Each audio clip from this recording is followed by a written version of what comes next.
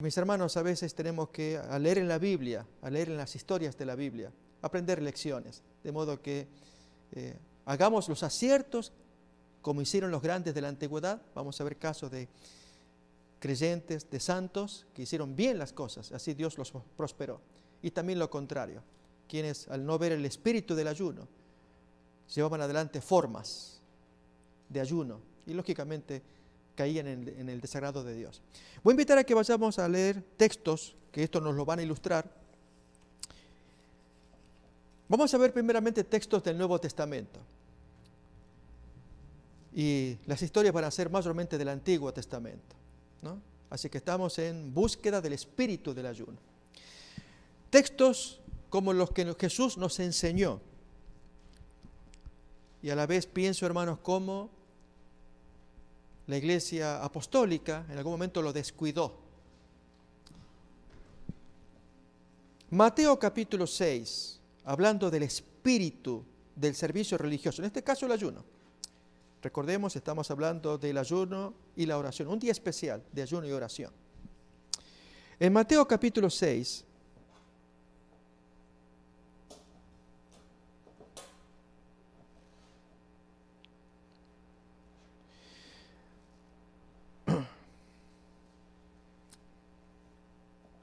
leemos desde el versículo 16 lo siguiente: cuando ayunéis, no seáis austeros como los hipócritas, porque ellos demudan sus rostros para mostrar a los hombres que ellos ayunan.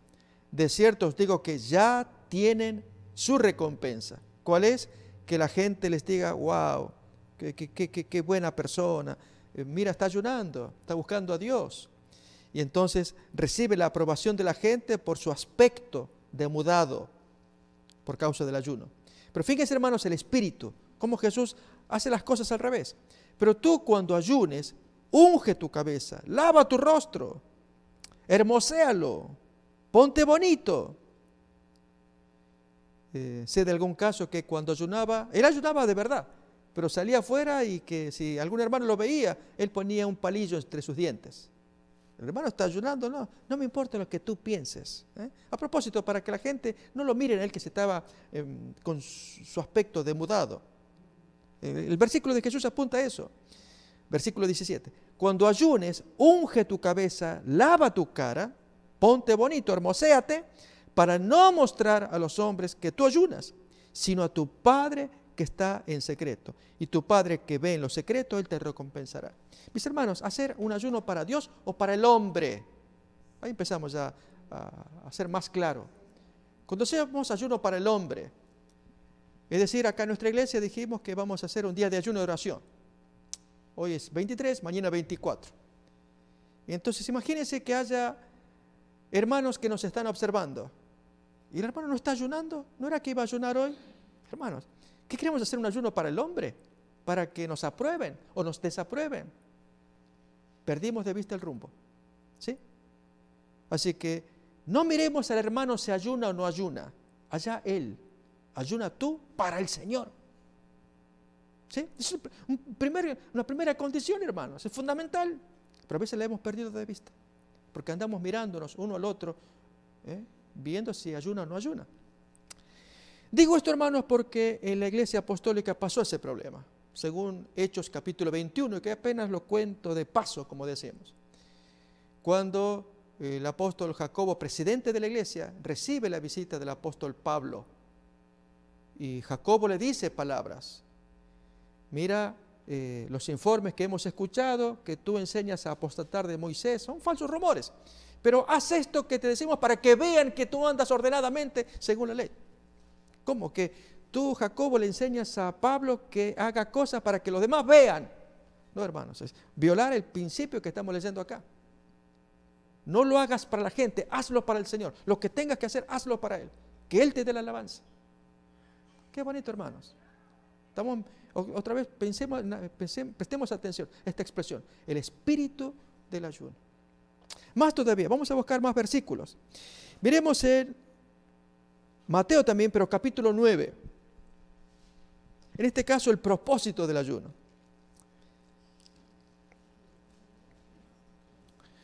creyentes, buena gente, muy buena gente, pero que estaban perdiendo el objetivo del ayuno.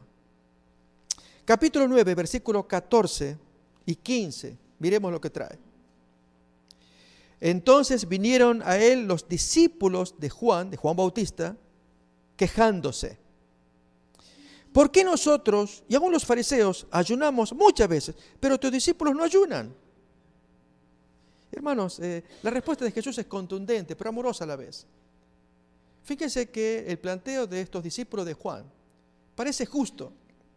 Estamos practicando el ayuno, a unos fariseos, bueno, no queremos mezclarnos con ellos, pero nosotros, pero miramos a tu gente, no están haciendo. Y hermanos, qué bonita la respuesta de Jesús, que sabe a la vez. ¿Acaso pueden los que están de bodas tener luto entre tanto que el esposo está con ellos? Pero vendrán días cuando el esposo les será quitado y entonces ayunarán.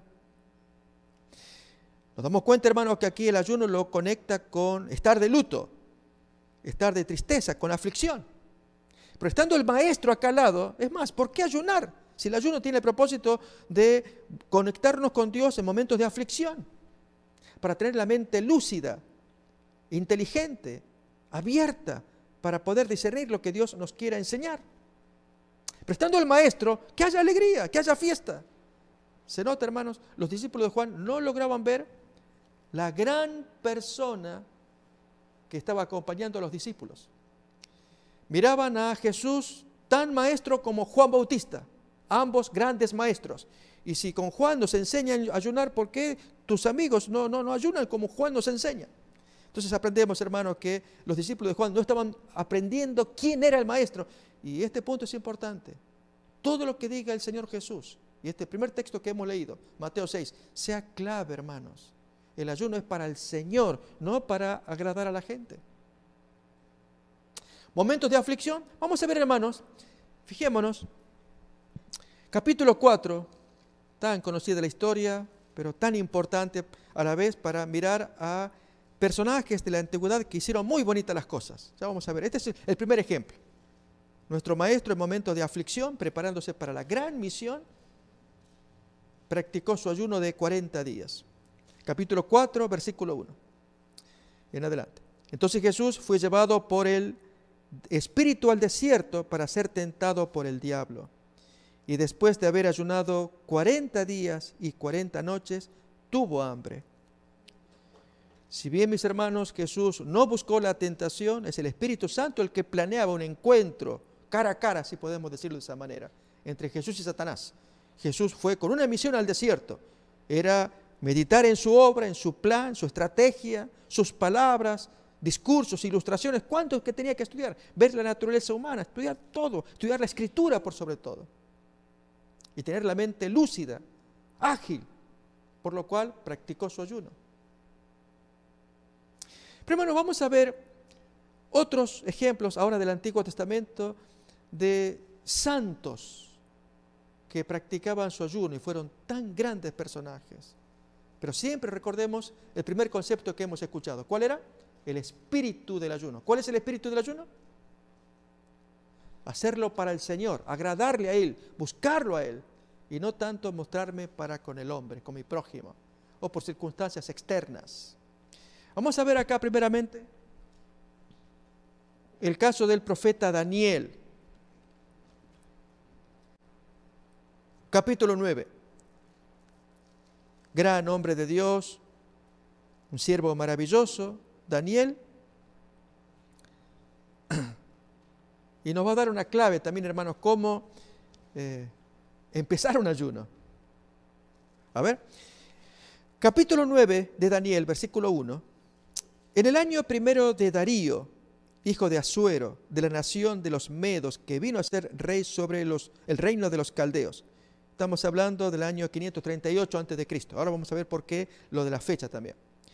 En el año primero de su reinado, yo, Daniel, miré atentamente en los libros, se refiere al libro de Jeremías, vamos a ver el capítulo ahora también, el número de los años de que habló Jehová al profeta Jeremías, que habían de cumplirse las desolaciones de Jerusalén en 70 años. Invito, hermanos, a que busquemos los 2 capítulos de Jeremías que Daniel estaba leyendo. Recordemos, eran profetas contemporáneos. Capítulo 25 y capítulo 29.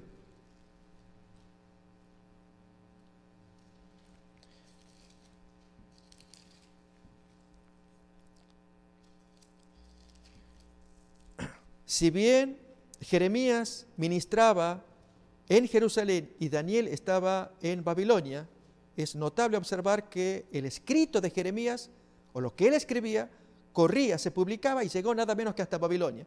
Y Daniel pudo tener acceso a esa información. 2 profetas contemporáneos. Jeremías era mayor, era viejito ya, mucho mayor que Daniel. Daniel era jovencito. Pero aquí ya está hablando de que era ya muy viejo, muy anciano.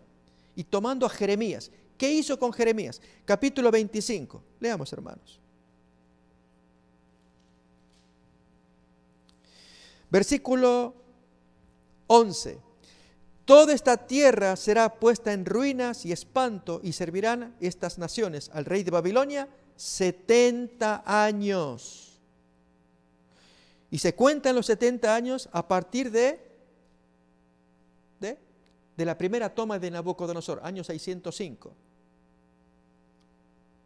Si quieren hacer números, háganlo porque va a tener relación con lo que va a hacer Daniel ahora. Ok, vamos a ver el siguiente texto, capítulo 29 de Jeremías. Así que esos libros sagrados llegaron a Daniel. Versículo 10. Porque así dijo Jehová, cuando en Babilonia se cumplan los 70 años, yo os visitaré y despertaré sobre vosotros mi buena palabra para haceros volver a este lugar. Bien, hermanos, ya tenemos de Jeremías capítulo 25, capítulo 29, lo que Daniel estaba leyendo y leía. Si sumamos 70 años, desde el año 605, que es el primer año, súmenle 70, lo cierto es que Daniel estaba al borde de los 70 años, 538. Hasta el 535, 536, 35, es la fecha. Estaba al borde. ¿Y qué hace? Estudia la Biblia, Jeremías, ve que dice 70 años y comienza a hacer ayuno y oración. Hermanos, el ayuno y oración comienza con estudio bíblico. No porque hemos decidido un día de ayuno y oración. No, hermanos, aprendamos de Daniel. Otra vez, versículo 3 ahora. Y volví mi rostro a Dios el Señor, buscándole en oración y ruego, en ayuno, cilicio y ceniza. Y comienza a hacer su tremenda, poderosa, preciosa oración. Tantas veces mentada, hermanos, un modelo de oración que tuvo Daniel para con Dios. Pero las preguntas que hago es, ¿cuáles fueron las circunstancias de esta oración? De allí, hermanos, es posible que algunos de nosotros nos aburramos con fechas, datos. El pastor dijo año 500 tanto, 600 tanto, que el reinado de fulano, que mengano. Hermanos, el contexto, saber qué pasó en esa historia. Otra vez, Daniel está al borde del cumplimiento de los 70 años desde que Nabucodonosor comenzó la primera asolación, que fueron 3, y en el 538, hermanos, según da la fecha, en el año primero de Darío, yo, Daniel, miré los libros de Jeremías y comencé a estudiar. Y hermanos, él se emocionó, se está por cumplir la profecía. ¿Qué profecía? 70 años. Aún más, hermanos, era que ya Medo-Persia había tomado Babilonia. Recordamos a Darío el Medo que tomó y destruyó a Belsasar, la escritura en la pared, Daniel 5, pero todavía no estaba el decreto de Ciro. Estaba por venir, pero Daniel no sabía cómo se va a cumplir, que se cumpla la profecía. Hermanos, el ayuno, el día de oración y ayuno, complétenmelo ustedes. ¿Qué trae? ¿Qué significa? ¿Qué se persigue? Estudio de la Biblia y cumplimiento de profecías. Muy bien, propósito. Así que, hermanos, el propósito de un día de ayuno y oración es estudio de la Biblia y que se cumplan las palabras del Señor. Propósito que acabamos de escuchar. Lo vemos en Daniel, aprendamos. Y no, hermanos, como veremos viendo otros ejemplos, para ver el contraste. Ejemplos de estructuras de día de ayuno, que hay que hacer tal cosa porque está en el calendario, porque hermano a ti te toca la parte esta, porque a ti te... Hermanos, perdemos el objetivo o el propósito como estamos escuchando. ¿Se va captando, hermanos? Daniel nos deja una tremenda lección. Lo mismo ocurre con otros santos en iguales circunstancias. A ver, vamos a invitar, hermanos. En algún momento vamos a estudiar más a fondo Daniel 9 y esa oración preciosa. Pero vamos a ver otro caso también similar a la experiencia de Daniel. Y es Nehemías.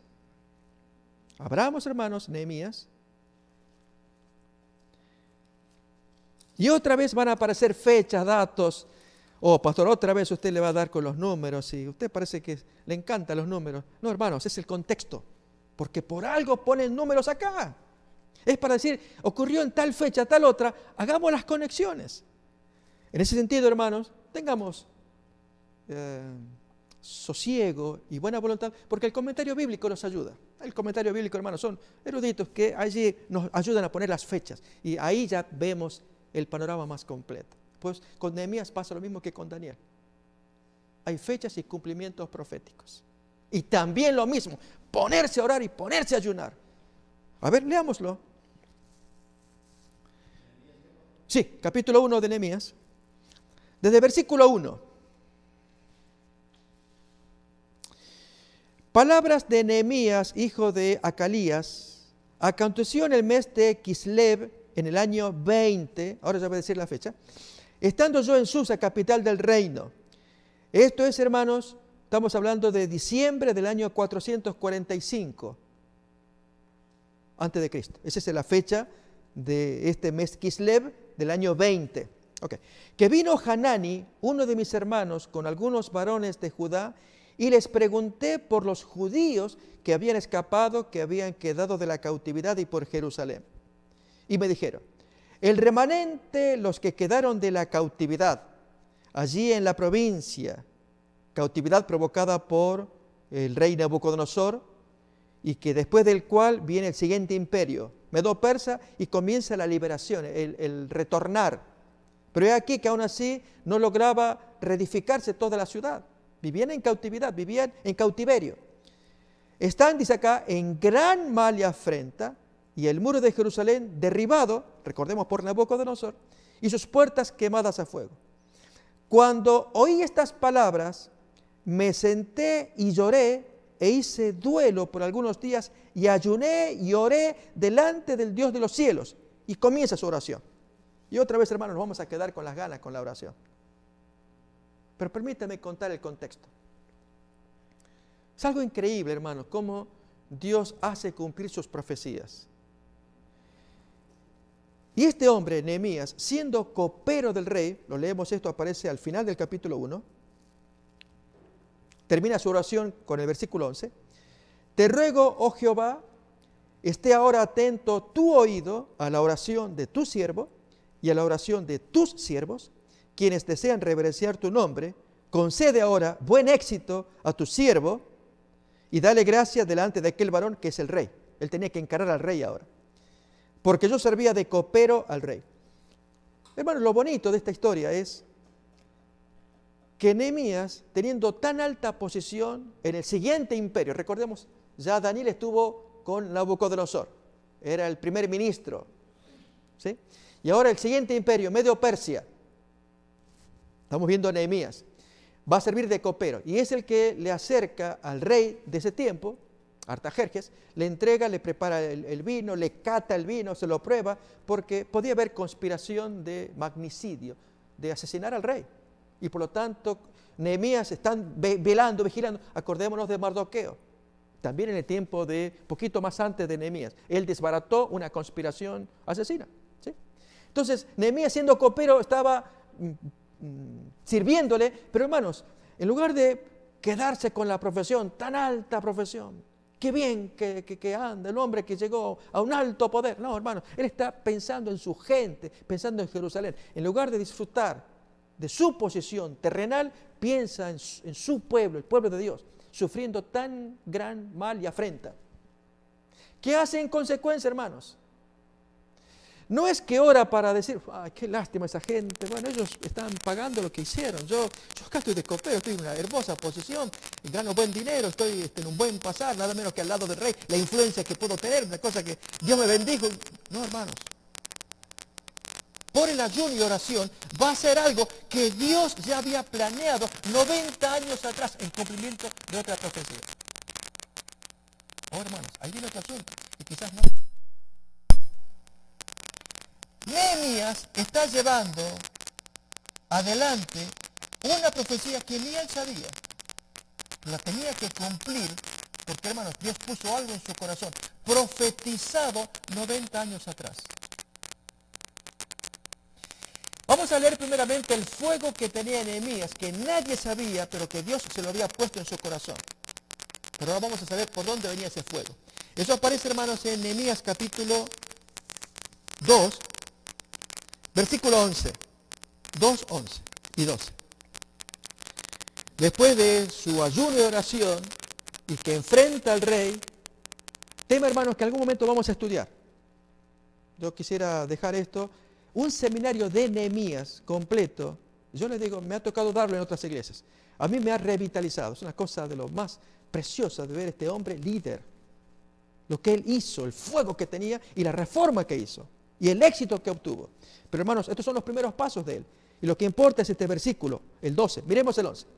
Llegué pues a Jerusalén, habiéndole ido bien con el rey, y después de estar allí 3 días, me levanté de noche, yo y unos pocos varones conmigo, y no declaré a hombre alguno lo que Dios había puesto en mi corazón que hiciese en Jerusalén. Ni había caballo conmigo, excepto el único caballo en el que yo cabalgaba. Yo no le dije a nadie, no declaré a hombre alguno, ¿qué cosa? Lo que Dios había puesto en su corazón que hiciera. Y entonces yo preguntaría, perdón, Nehemías, ¿y qué te puso Dios? Me lo responde Daniel, capítulo 9, la profecía de 90 años atrás. ¿Dónde aparece esto, hermano? Vamos a Daniel 9. Como consecuencia de aquella oración que miramos en Daniel, capítulo 9, el ángel Gabriel se le apareció. Esto aparece, hermanos, versículo 20, 9:20 de Daniel. Si nos acordamos, hermanos, esto ocurrió en el año 538 antes de Cristo. Fue la fecha que se dijo hace rato. Fue el año primero de Darío. Ocurre esto, 9:20. Aún estaba hablando y orando y confesando mi pecado y el pecado de mi pueblo Israel, y derramaba mi ruego delante de Jehová mi Dios por el monte santo de mi Dios. Aún estaba hablando en oración cuando el varón Gabriel, a quien había visto en la visión al principio, volando con presteza, vino a mí como a la hora del sacrificio de la tarde, y me hizo entender, y habló conmigo diciendo, Daniel, ahora he salido para darte sabiduría y entendimiento. Al principio de tus ruegos fue dada la orden, y yo he venido para enseñártela porque tú eres muy amado.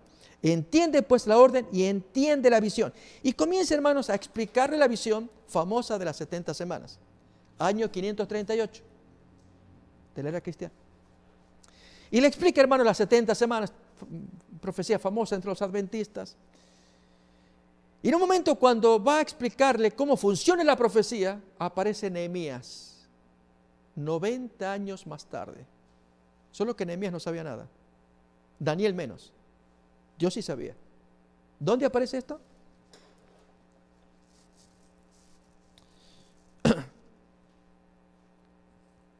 Versículo 25. ¿Cómo funcionan las 70 semanas? Tal vez, hermanos, en algún momento, yo prometo, que podamos tener una pizarra, en fin, los gráficos, y ver cómo funcionan las 70 semanas. Y Nehemías, confieso que es uno de mis héroes. Amo mucho a Nehemías, Daniel, ni qué decir. Esos grandes personajes de la antigüedad, del Nuevo Testamento, Pablo, grandes, son grandes para imitarlos.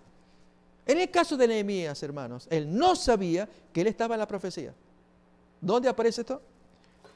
Daniel 9, versículo 25.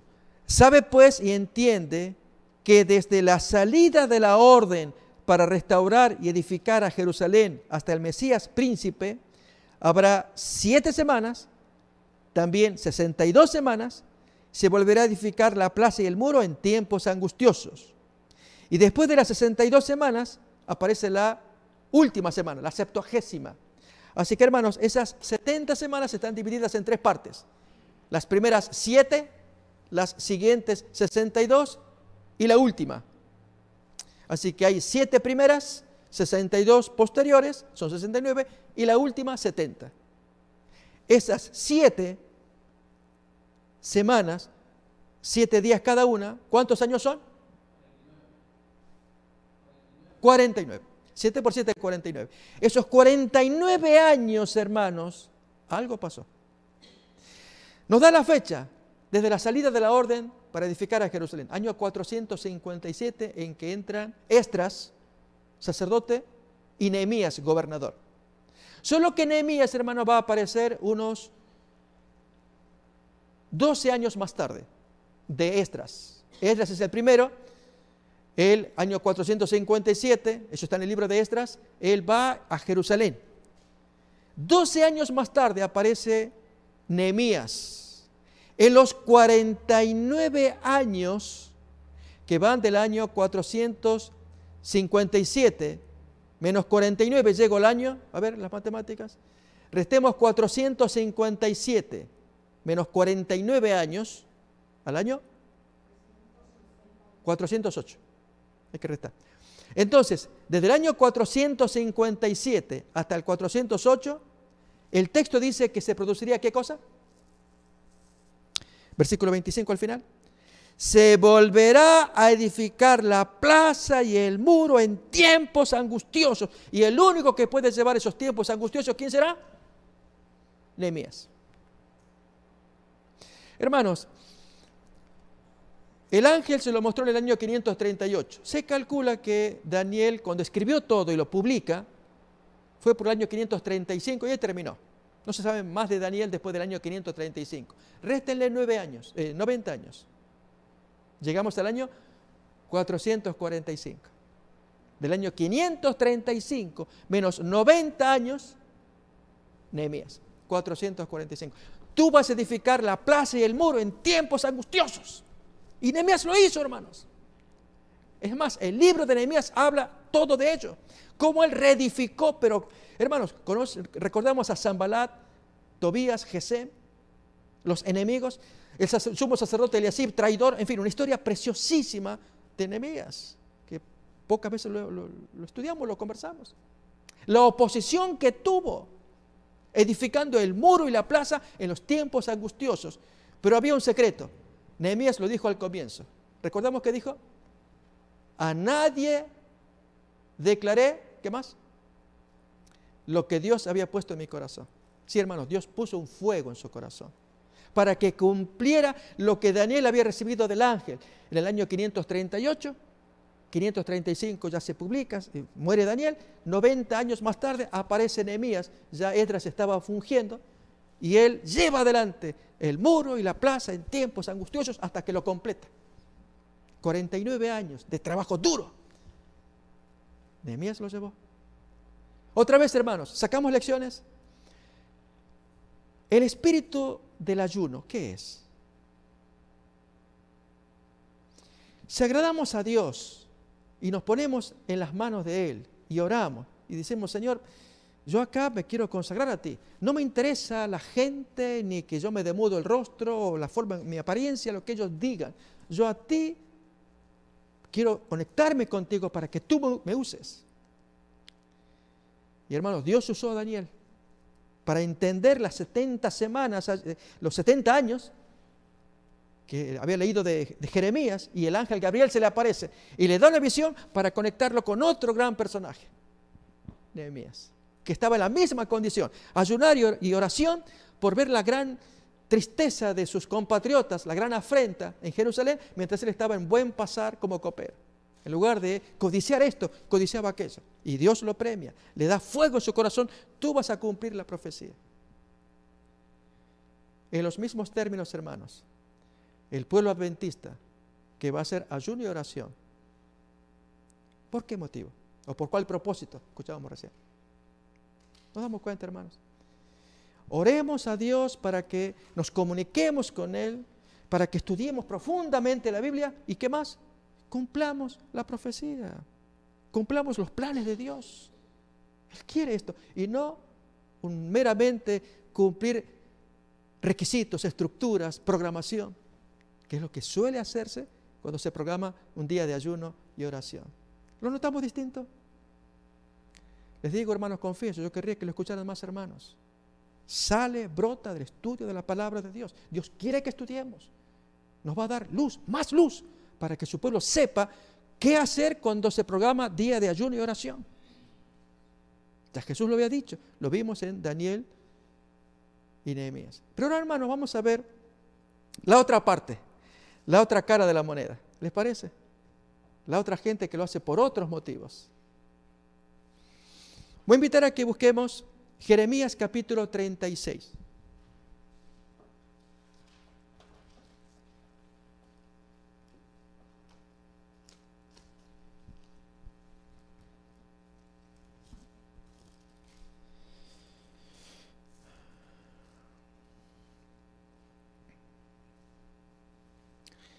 Versículo 1. Aconteció en el 4.º año de Joacim, hijo de Josías, rey de Judá, que vino esta palabra de Jehová a Jeremías diciendo: toma un rollo de libro y escribe en él todas las palabras que te he hablado contra Israel y contra Judá y contra todas las naciones, desde el día que comencé a hablarte, desde los días de Josías hasta hoy. Quizá oiga la casa de Jehová todo el mal que yo pienso hacerles, y se arrepienta cada uno de su mal camino, y yo perdonaré su maldad y su pecado. Entonces llama Jeremías a Baruc, y escribe Baruc de boca de Jeremías en un rollo de libro todas las palabras que Jehová le había hablado. Luego entonces Jeremías manda a Baruc y le dice: a mí se me ha prohibido entrar en la casa de Jehová. Entra tú pues y lee de este rollo que escribiste de mi boca las palabras de Jehová a los oídos del pueblo, en la casa de Jehová el día del ayuno, y las leerás también a oídos de todos los de Judá que vienen de sus ciudades. Quizás llegue la oración de ellos a la presencia de Jehová y se vuelva cada uno de su mal camino. Mis hermanos, era un día de ayuno, Dios escoge eso. Y allí tú aprovechas, léeles, ya yo te dicté, ya te dije, Jeremías se lo dictó a Baruc, Baruc lo escribió, y ahora Jeremías que le dice a Baruc: vete y enfréntalos en ese día que están haciendo de reunión, a ver si Dios se arrepiente. Y hermanos, la gente hace servicio, y no imaginan la calamidad que les está viniendo por encima, a causa de los pecados que arrastran consigo. Hermanos, el hecho de tener un día de ayuno, y si uno no percibe su condición, su mal, no va a evitar que Dios tenga que aplicar los castigos que correspondan. Porque el ayuno no va a tratar de hacer un servicio para agradar a Dios, es discernir cómo estamos para actuar como Dios quiere que actuemos. Miremos en Zacarías ahora, capítulo 7.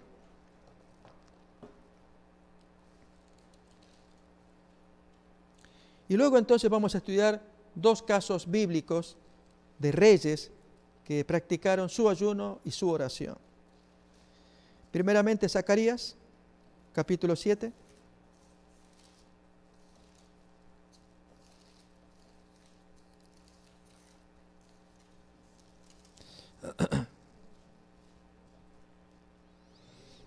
Capítulo 7, desde el versículo 1 en adelante. Aconteció que en el año 4 del rey Darío vino palabra de Jehová a Zacarías, a los 4 días del mes 9, que es Kislev, cuando el pueblo de Betel había enviado a Sarecer con Regen-Melech y sus hombres a implorar el favor de Jehová. Notemos, hermanos, que la gente va al templo a orar a Dios y a hablar a los sacerdotes que estaban en la casa de Jehová de los ejércitos y a los profetas con estas palabras: lloraremos en el mes 5, haremos abstinencia como hemos hecho ya algunos años. ¿Qué opinan ustedes? ¿Vamos a hacer el ayuno como lo solíamos hacer? Vino pues a mí palabra de Jehová de los ejércitos diciendo: habla a todo el pueblo del país y a los sacerdotes diciendo: Cuando ayunasteis y llorasteis en el 5º y en el 7º mes, estos 70 años, ¿habéis ayunado para mí? Versículo 7. ¿No son estas las palabras que proclamó Jehová por medio de los profetas primeros, cuando Jerusalén estaba habitada y tranquila, y sus ciudades en sus alrededores, y el Negev y la Zafela estaban también habitados? Que ustedes hablaban así hasta que vino la calamidad. Fíjense, hermanos, esta actitud de ayunar para uno mismo. ¿Lo hacían para mí o para ustedes? Si lo hacían para mí, ¿por qué les vino la calamidad? Porque lo hacían para ustedes, no para mí. Cuando ustedes hacen ayuno para ustedes y no oyen mis advertencias y amenazas y castigos, pues van a sufrir las consecuencias, porque ustedes hacen el servicio para ustedes, no lo hacen para mí. Esa es la esencia del texto que estamos leyendo. Hermanos, ¿queremos hacer ayuno y oración? ¿O un día de ayuno y oración? Preguntémonos, ¿por qué?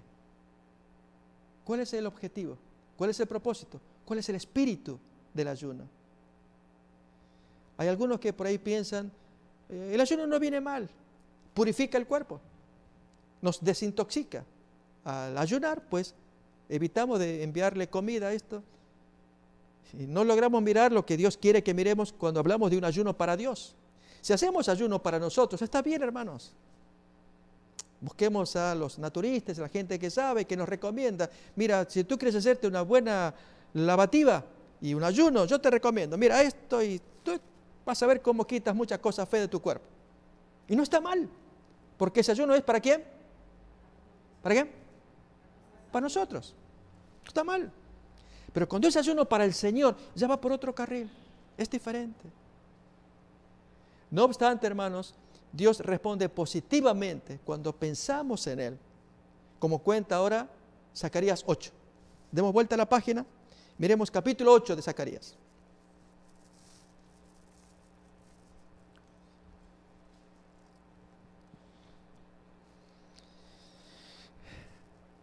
Versículos 18 y 19.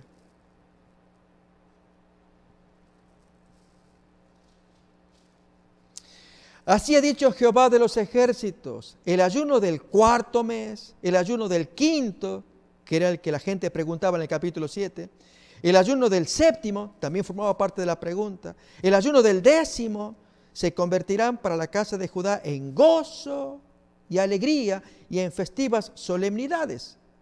Amad pues la verdad y la paz. Hagan las cosas que yo les pido que hagan. Y esas cosas, hermanos, están enumeradas desde el versículo 16.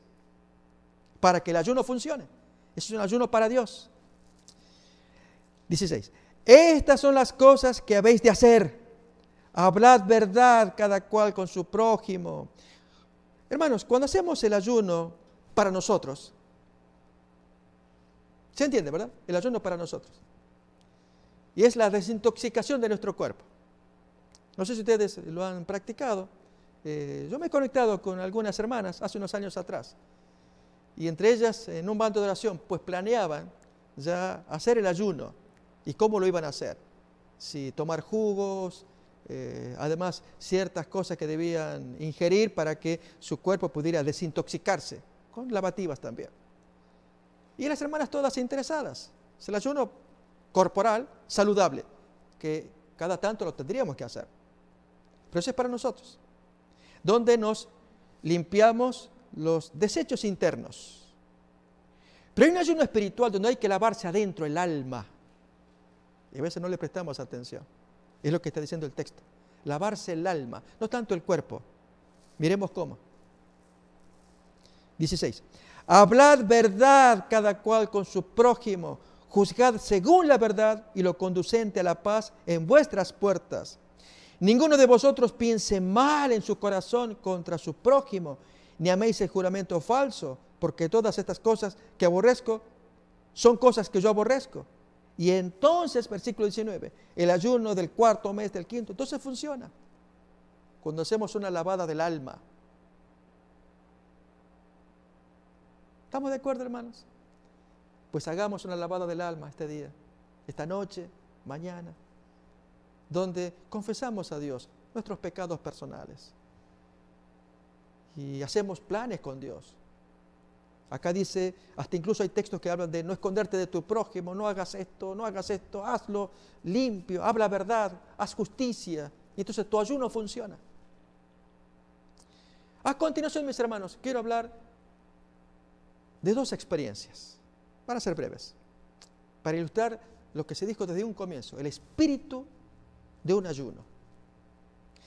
Y es el caso de un rey, los dos son reyes, de un rey, hermanos, de lo más terrible que haya sido. Uno no podría imaginar semejante cosa que a este rey le llegara a pasar. Hizo muchas cosas horribles, pero hubo un momento en que él hizo ayuno. ¿Cómo Dios cambió? El gran problema de él fue que no mantuvo el espíritu del ayuno. ¿Imaginan de quién estoy hablando? Rey terrible, criminal, todos los pecados que uno imagina, él los cometió. Pero en un momento, hermanos, de su vida, de su experiencia, practicó ayuno. Y Dios se conmueve. Y él mismo dice, ¿no ves cómo él ha afligido su alma y está ayunando? ¿No lo habré de perdonar? ¿Sí? El gran problema de este rey fue que no retuvo esa experiencia. Le duró unos pocos días y volvió a las andadas. Bien, hermanos, vamos a buscar Primero de Reyes, capítulo 21, a ver de qué rey estamos hablando, cuál fue esa experiencia.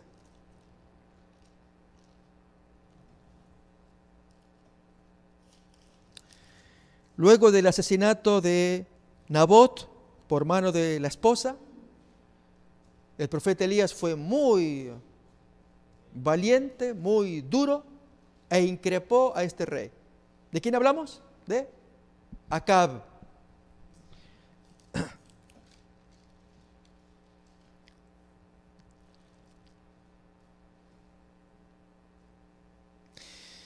Versículo 21, Primero de Reyes 21, versículo 21, Elías le dice al criminal Acab, he aquí yo traigo mal sobre ti, eso dice el Señor, y barreré tu posteridad y destruiré hasta el último varón de la casa de Acab, tanto el siervo como el libre en Israel. Y pondré tu casa como la casa de Jeroboam, hijo de Nabat, que fue el primer rey perverso del reino del norte. Y como la casa de Baasa, que fue el siguiente, hijo de Ahías. Jeroboam tuvo un hijo y luego entonces Baasa entró y mató al hijo de Jeroboam. Por la rebelión con que me provocaste a ira y con que has hecho pecar a Israel. De Jezabel, la esposa, también ha hablado Jehová diciendo, los perros comerán a Jezabel en el muro de Jezreel. El que de Acab fuere muerto en la ciudad, los perros lo comerán, y el que fuere muerto en el campo, lo comerán las aves del cielo. A la verdad, ninguno fue como Acab, que se vendió para hacer lo malo ante los ojos de Jehová, porque Jezabel, su mujer, lo incitaba. Él fue en gran manera abominable, caminando en pos de los ídolos, conforme a todo lo que hicieron los amorreos, a los cuales lanzó Jehová de delante de los hijos de Israel. Y fijémonos, hermanos, esta es la parte que nos interesa ahora. Y sucedió que cuando Acab oyó estas palabras, rasgó sus vestidos, puso cilicio o arpillera o saco de arpillera sobre su cuerpo, ayunó y durmió en cilicio, signo de dolor, de tristeza y pobreza también, y anduvo humillado. Entonces vino palabra de Jehová a Elías tisbita, diciendo, ¿no has visto cómo Acab se ha humillado delante de mí? Pues por cuanto se ha humillado delante de mí, no traeré mal en sus días. En los días de su hijo traeré el mal sobre su casa, la que yo he prometido. ¿Notamos, hermanos? Dios se emociona, se conmueve. ¿No has visto? Yo le dije que lo voy a destruir, no lo voy a hacer. La sentencia está firme, sí va a caer sobre la casa de Acab, pero no sobre él, sobre el hijo. Porque tú ves cómo está, se humilló. Hermanos, qué bonito hubiera sido que hubiera retenido esa experiencia y apliquémoslo a nosotros. Al revés, hermanos, ¿cuántas veces escuchamos o un sermón o después de la lectura de un libro o alguna experiencia por la cual estamos conmovidos y nos reconsagramos a Dios? ¿Qué sigue después? Yo usé la expresión así. ¿Qué pasó después? no retenemos esa experiencia. Y volvemos otra vez a las andadas. ¿Se entiende, hermanos? Aquí es retener ya esas palabras. Jesús las había dicho a una de las 7 iglesias. Retén lo que tienes. Yo no te voy a dar más carga. Retén, ya te lo he dado, reténlo, no lo pierdas. Así es, hermanos. En el caso de Acab, su gran problema fue que tuvo una experiencia preciosa de humillación, de confesión, de ayuno. Estuvo humillado delante de Dios, conmovido por el mensaje certero de Elías. Tú eres un criminal y tu esposa lo mismo. Y las palabras, hermanos. ¿Pero qué pasó después? No lo retuvo. Y el texto nos cuenta que 3 años más tarde pereció miserablemente. Lo leemos acá. Capítulo 22. 3 años pasaron sin guerra entre los sirios e Israel, y aconteció al 3er año que Josafat, etcétera, y hermanos, la historia ya la conocemos. Murió tristemente. No hubo cambios en Acab después de aquella experiencia. El texto no cuenta. Lo único bueno, noble que tuvo fue ese momento de ayuno. Y segundo rey, hermanos, y último, es el caso del rey Ezequías. Invito a que leamos Isaías capítulo 38.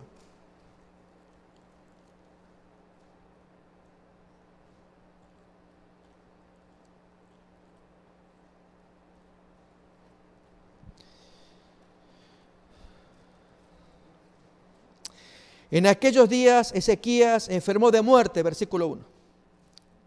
Y vino a él el profeta Isaías, hijo de Amós, y le dijo: Jehová dice así: ordena tu casa, porque morirás y no vivirás. Entonces volvió Ezequías su rostro a la pared e hizo oración a Jehová.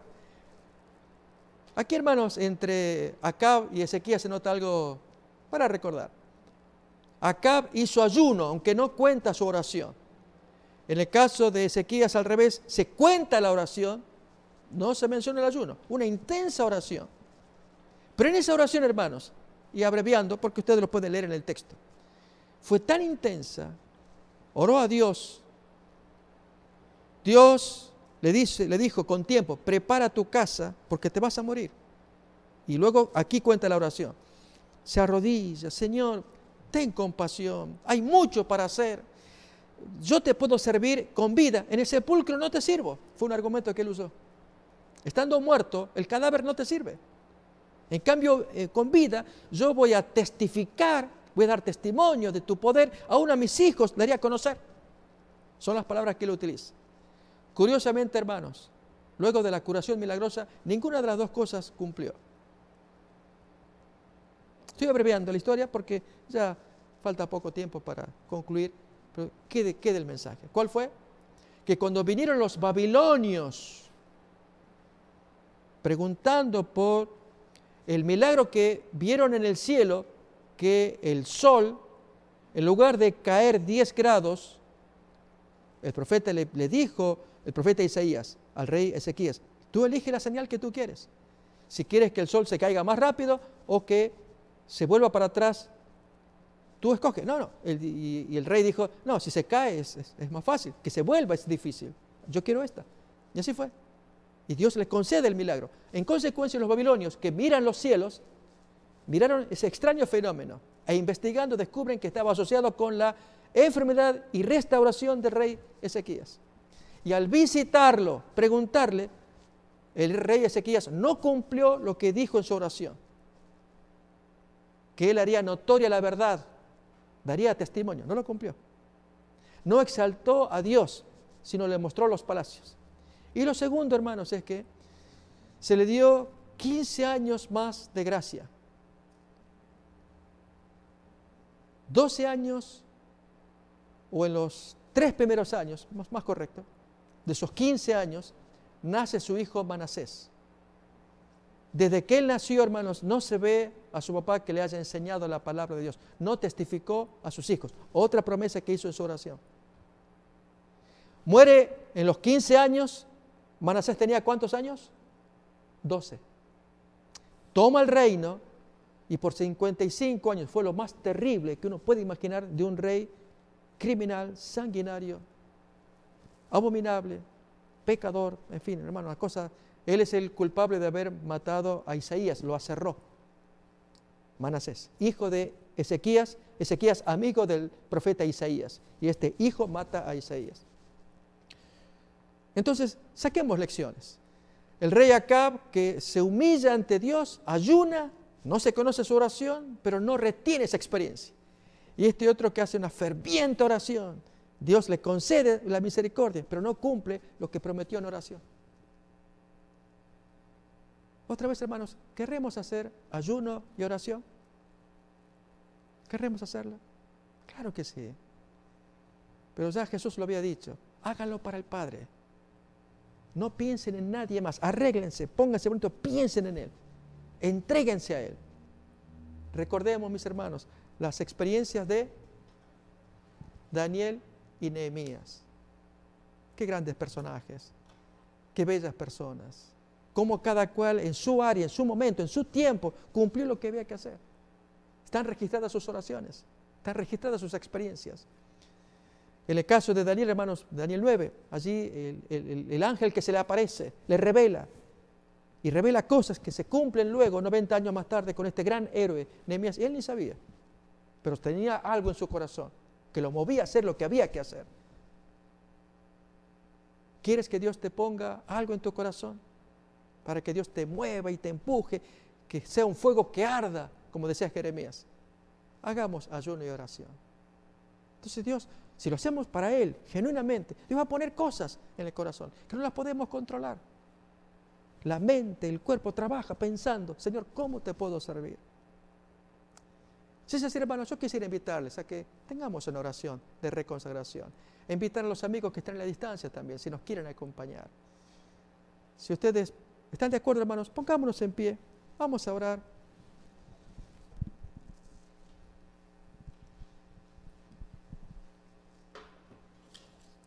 Esta fue una primera reflexión de un día de ayuno y oración, un día especial de lluvia que tenemos afuera, pero especial porque estamos estudiando la palabra de Dios, como hizo Daniel, capítulo 9, cuando estudió Jeremías, y él se puso a hacer su ayuno y su oración. ¿Por qué no nosotros?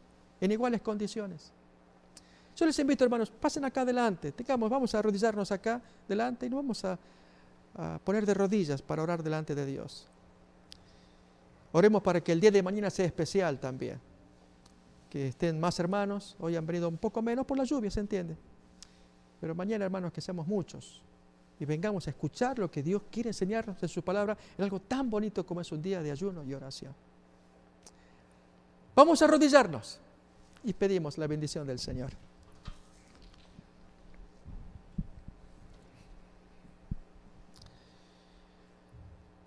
Oh, querido Padre, queremos darte gracias por el estudio de la palabra de Dios, en búsqueda del espíritu del ayuno.